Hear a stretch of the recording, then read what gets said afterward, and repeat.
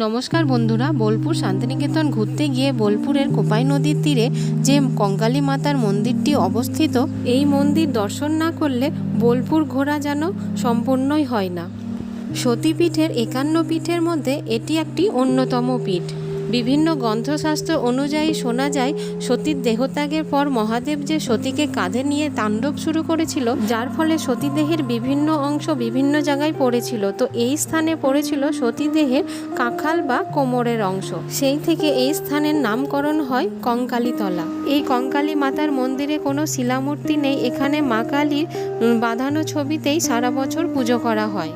তবে শুনেছি চৈত্র মাসে এখানে একটা উৎসব হয়, সেই উৎসবে একবার মূর্তি পুজো করা হয়। আর মন্দিরের পাশে যে কুণ্ডটি রয়েছে, এই কুণ্ডটি হচ্ছে এই স্থানের বিশেষ আকর্ষণ, কারণ এই কুণ্ডেই সতী মায়ের কাঁখাল পড়েছিল। আবার শোনা যায় এই কুণ্ডের সঙ্গে কাশীর মণিকর্ণিকা ঘাটেরও যোগ আছে।